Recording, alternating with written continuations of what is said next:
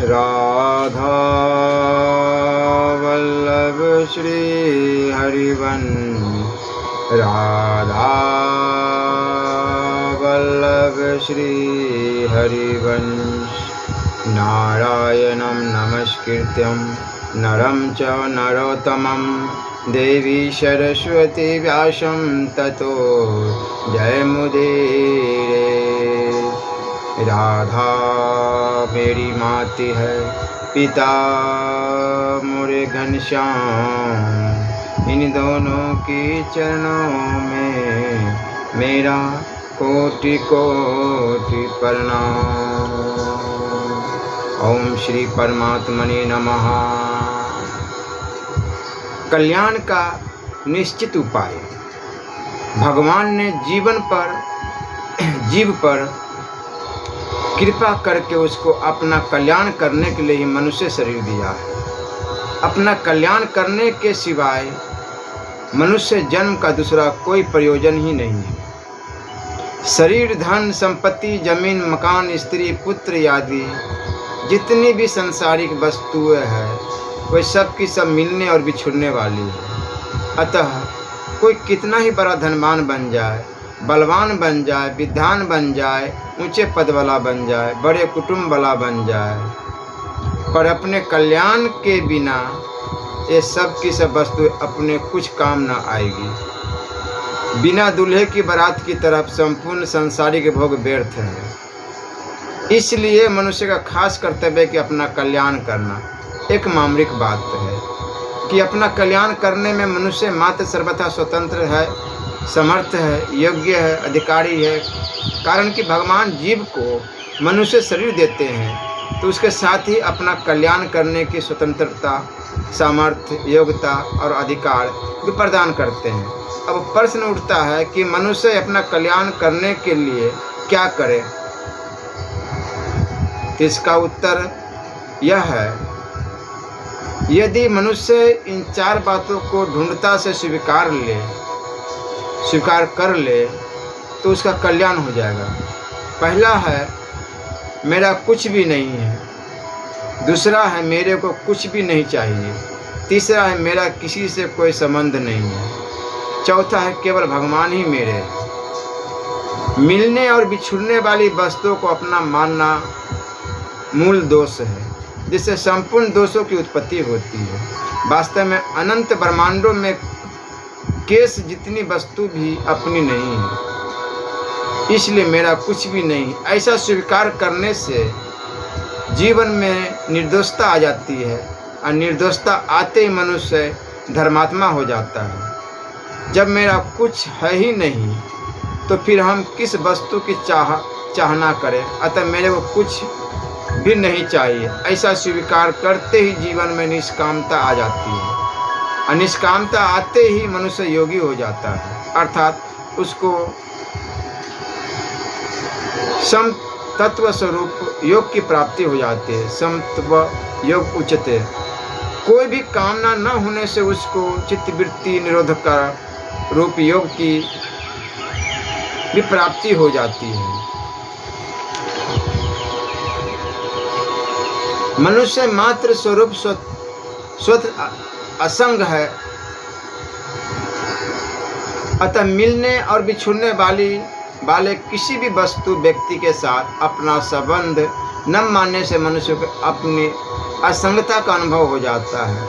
असंगता का अनुभव करने पर वह ज्ञानी हो जाता है। जीव मात्र परमात्मा का अंश है। ममे वांशो जीवलोके।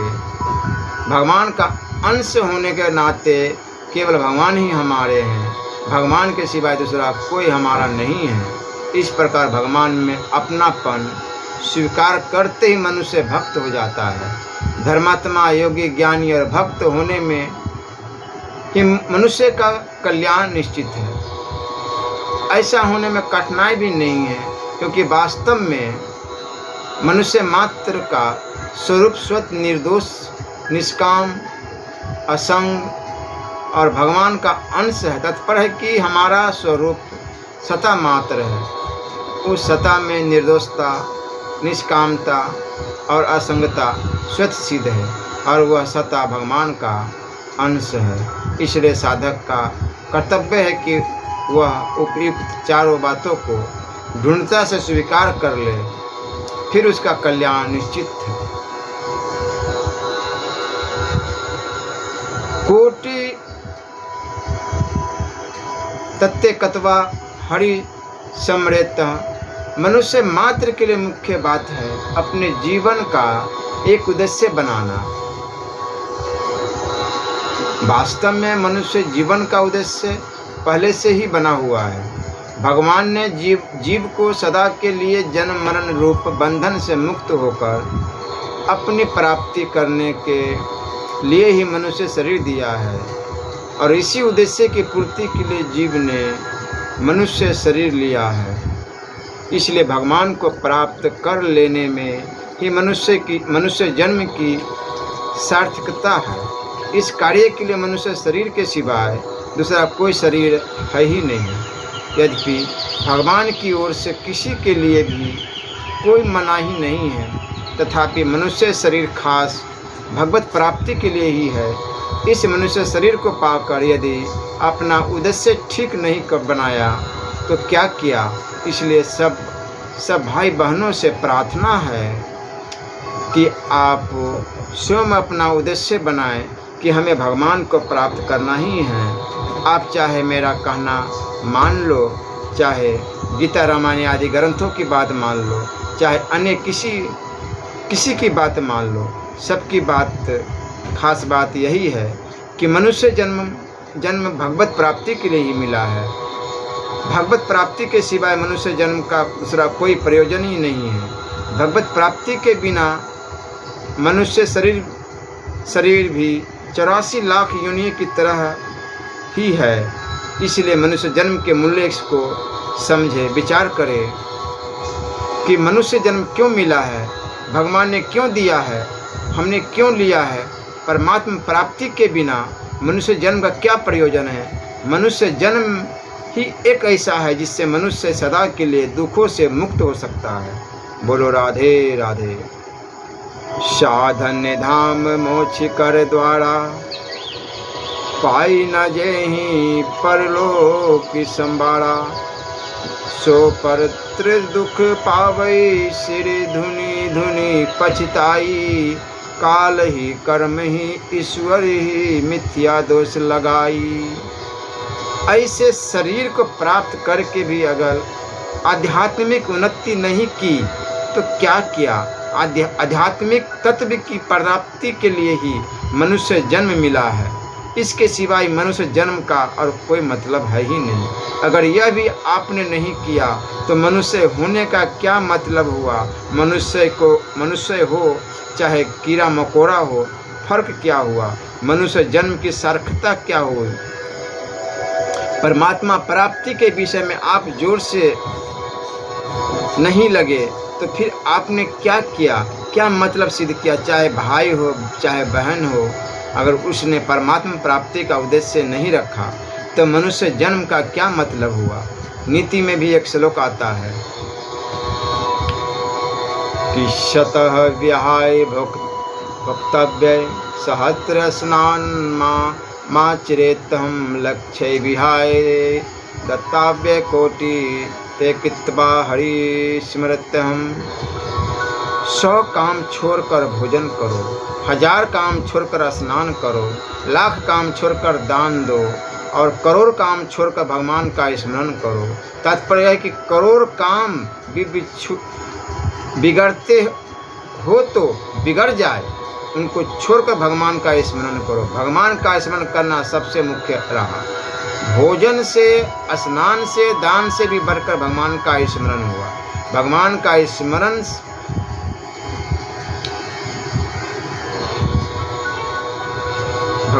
स्मरण किए बिना जन्म मरण नहीं छूट सकता। जन्म मरण छूटे बिना मनुष्य जन्म किस काम का। लोग सत्संग छोड़कर जाते हैं तो कारण पूछने पर कहते हैं कि हमें अमुक अमुक काम करने हैं, जाना ही पड़ेगा, आने में देरी हो जाए तो कहते हैं कि अमुक अमुक काम आ गया, नहीं तो हम पहले ही आ जाते।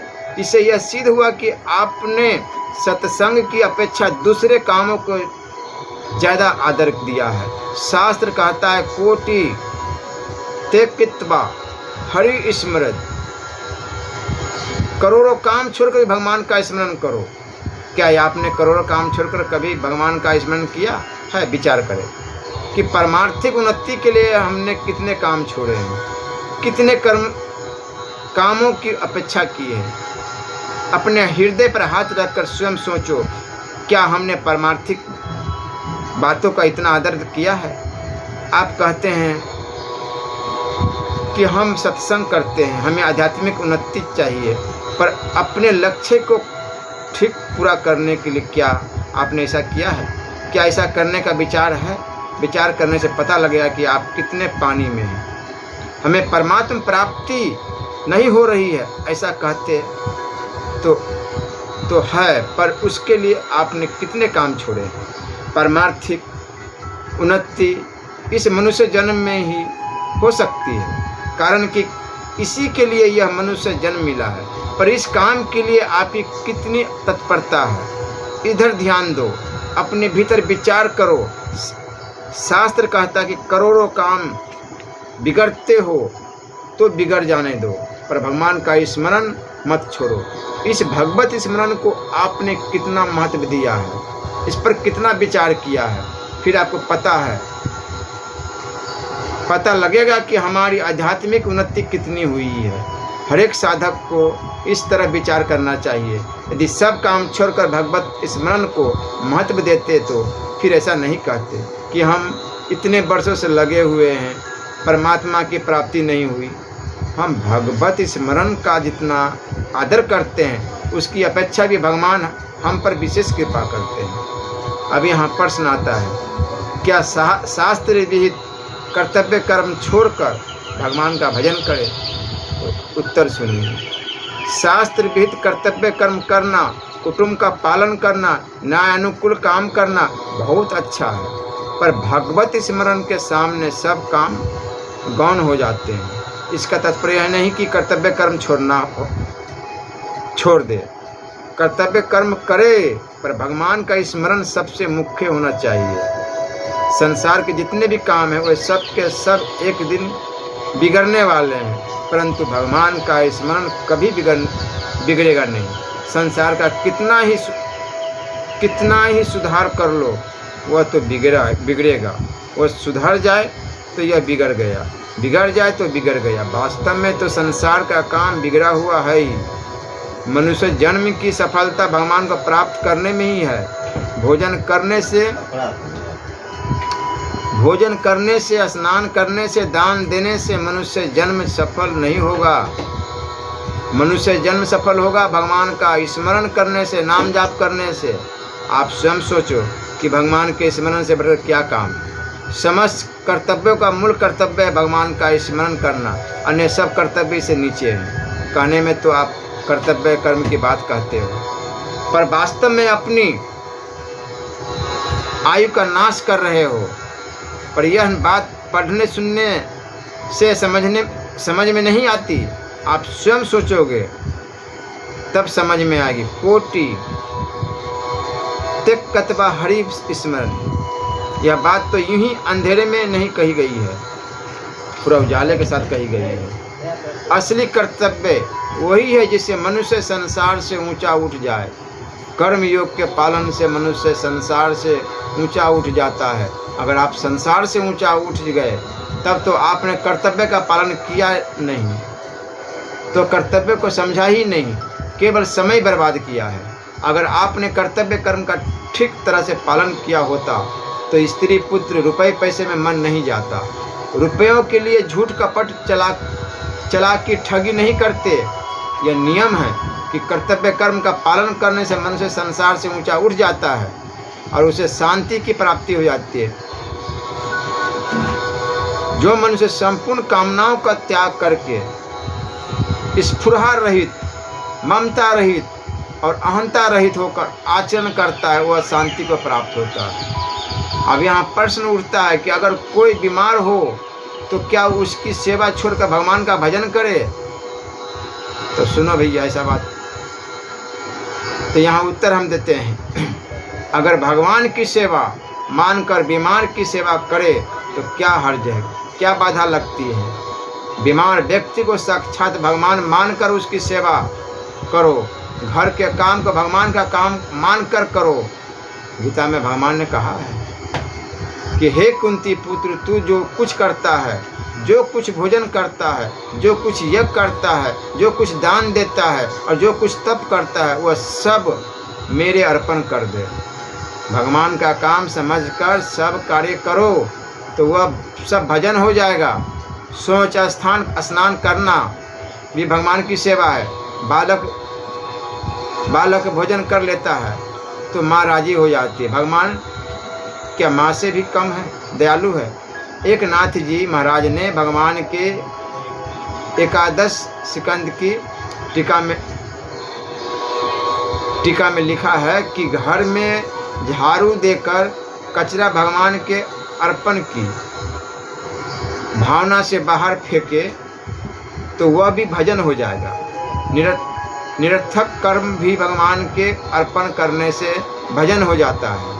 अगर भगवत प्राप्ति का धुन उद्देश्य हो जाए तो फिर आपके सभी कार्य भजन हो जाएंगे। फिर आपके द्वारा संसार का काम नहीं होगा, प्रत्येक काम भगवान का ही हो जाएगा। इसी में मनुष्य जन्म की सार्थकता है। अभी यहाँ अनेकता में एकता। एक अपरा प्रकृति जगत है, एक परा प्रकृति जीव है और एक अपरा के मालिक परमात्मा है। संपूर्ण शरीर तथा संसार का अपरा के अंतर्गत है और संपूर्ण जीव परा के अंतर्गत है। संपूर्ण शरीर भी एक है और संपूर्ण जीव भी एक है और परा तथा अपरा जिसकी शक्तियाँ हैं वे परमात्मा भी एक है। अतः शरीरों की दृष्टि से जीव आत्मा यानी की दृष्टि से और परमात्मा की दृष्टि से, तीनों ही दृष्टियों से हम सब एक है, अनेक नहीं है। परंतु जब मनुष्य सबको एक न मानकर अपने अपने पराये का भेद पैदा कर लेता है तब उसके जीवन में बुराई आ जाती है। जैसे कौरव और पांडव एक थे, परंतु जब धृतराष्ट्र के मन में मामकाहा मेरे पुत्र और पांडवाहा यानी पांडु के पुत्र यह भेद पैदा हो गया तब उसके जीवन में बुराई आ गई, जिसके परिणाम में महाभारत का युद्ध हुआ। अतः बुराई रहित होने के लिए साधक को ढूंढता पूर्वक इस सत्य को स्वीकार कर लेना चाहिए कि ऊपर से अनेक भेद दिखते हुए भी वास्तव में हम एक है। शरीरों की दृष्टि से भी हम एक है, आत्मा की दृष्टि से भी देखें तो हम एक है, परमात्मा की दृष्टि से भी देखें तो हम एक है। संपूर्ण शरीर पंच महाभूतों से बने हुए हैं, इसलिए एक है। संपूर्ण जीव परमात्मा के अंश है, इसलिए एक है। संपूर्ण मनुष्य अलग अलग नाम रूपों से जिनकी उपासना करते हैं वो है परमात्मा, वो परमात्मा भी एक है। असली भक्त वही हो सकता है जो किसी को भी पराया नहीं मानता, परंतु सबको अपना मानता है और सबकी सेवा करता है। सेवा करने के लिए सभी अपने हैं, पर अपने लिए केवल परमात्मा ही है। हमारे पास शरीर, इंद्रियां, मन, बुद्धि आदि जो भी वस्तुएं हैं वे संसार की है और संसार से ही मिली है, परंतु अपने लिए वही वस्तु हो सकती है जो सदा हमारे साथ रहे। ऐसी वस्तु केवल परमात्मा ही है। असली सेवा है किसी का भी बुरा न करना। जो कभी किसी का बुरा नहीं करता उसके द्वारा विश्व मात्र की सेवा होती है, कारण कि किसी का भी बुरा न करने से उसका व्यक्तित्व मिट जाता है और उसका संबंध सर्वव्यापी असीम अनंत तत्व के साथ हो जाता है, जिसके द्वारा कभी किसी का बुरा नहीं होता। वो खुद बुरा नहीं कर रह सकता, परंतु भला हो जाता है। मनुष्य भलाई करने से भला नहीं होता, परंतु बुराई का सर्वथा त्याग करने से भला होता है। कारण कि भलाई करना सीमित होता है पर किसी का बुरा न करना असीम होता है। असीम से असीम तत्व की प्राप्ति हो जाती है। इसलिए सबसे बड़ी सेवा है बुराई का त्याग। जिसने बुराई का त्याग कर दिया है वह सबसे बड़ा आदमी है। बुराई का त्याग करने के लिए यह आवश्यक है कि मनुष्य किसी से कुछ न चाहे, न संसार से न परमात्मा से। क्यों न चाहे? क्योंकि अनंत ब्रह्मांडों में केश जितनी भी वस्तु अपनी नहीं है। जब तब तीर्थ व्रत आदि करने से कामना का नाश नहीं होता। कामना का नाश तब होता है जब मनुष्य इस सत्य को स्वीकार कर लेता है कि संसार की कोई भी वस्तु मेरी नहीं है। जो वस्तु मेरी नहीं होती वह मेरे लिए भी नहीं होती। जिस पर हमारा स्वतंत्र अधिकार नहीं चलता, जो सदा हमारे साथ नहीं रह सकती, जिसकी प्राप्ति होने से हमारे अभाव की पूर्ति नहीं होती, वह वस्तु मेरी और मेरे लिए कैसे हो सकती है? संपूर्ण संसार एक है। उसमें जो अलग अलग देशों और प्रांतों का बंटवारा दिखता है वह मनुष्य के द्वारा किया गया है। मनुष्य अपने स्वार्थ के वशीभूत होकर एक ही संसार में अनेक भेद पैदा कर लेता है। वास्तव में सारी सृष्टि एक है और उसका रचयिता परमात्मा भी एक है, जो संसार को जानता है और परमात्मा को मानता है। वह मनुष्य भी एक है। वास्तव में सृष्टि अपरा और जीव परा एक की भी स्वतंत्र सत्ता नहीं है। स्वतंत्र सत्ता एक परमात्मा की ही है। जगत को जीव ने ही धारण किया है। यद धार्यते जगत, अर्थात जगत को सत्ता जीव ने दी है, इसलिए जगत की स्वतंत्र सत्ता नहीं है। जीव परमात्मा का अंश है। ममेवांशो जीवलोके, इसलिए खुद जीव को भी स्वतंत्र सत्ता नहीं है। तात्पर्य है कि जगत की सत्ता जीव के अधीन है और जीव की सत्ता परमात्मा के अधीन। इसलिए एक परमात्मा के सिवाय अन्य कुछ नहीं है। जगत और जीव दोनों परमात्मा में ही भाषित हो रहे हैं। संसार के साथ हमारा संबंध माना हुआ है, बनावटी है, और परमात्मा के साथ हमारा संबंध वास्तविक है। जिसके साथ हमारा माना हुआ संबंध है उसकी सेवा करनी है, और जिसके साथ हमारा अपने को देखेगा। संसार तो प्रतिक्षण बदलता है, उत्पन्न और नष्ट होता है, पर परमात्मा कभी नहीं बदलते। जो बदलता है उसकी सत्ता नहीं होती, और जो नहीं बदलता उसकी सत्ता होती है। नास्तो विदिते भावो ना भावो विदिते सत्ता। जब साधक सर्वथा बुराई रहित हो जाता है तब उसकी दृष्टि में एक परमात्मा के सिवाय कुछ नहीं रहता। उसकी परमात्मा से न तो दूरी रहती है, न भेद रहता है, न भिन्नता ही रहती है। इसी को गीता ने वासुदेव सर्वम पदों से कहा है। वास्तविक संबंध है, उससे प्रेम करना है, न तो संसार से कुछ चाहना है और न परमात्मा से कुछ चाहना है। सेवा और प्रेम साधक का स्वरूप है। जब साधक परमात्मा को संसार रूप में देखता है तब वह सेवा करता है, और जब परमात्मा को परमात्मा स्वरूप से देखता है तब वह प्रेम करता है। परंतु साधक सेवक तभी हो सकता है जब वह इस सत्य को स्वीकार ले कि मेरा कुछ भी नहीं है और मेरे को कुछ भी नहीं चाहिए। वह प्रेमी तभी हो सकता है जब वह इस सत्य को स्वीकार कर ले कि केवल भगवान अपने हैं। यही साधक विवेकपूर्वक विचार करे तो वह अपने में ही संसार को देखेगा और परमात्मा में ही देखेगा। बोलो राधे राधे। राधा वल्लभ लाल की जय।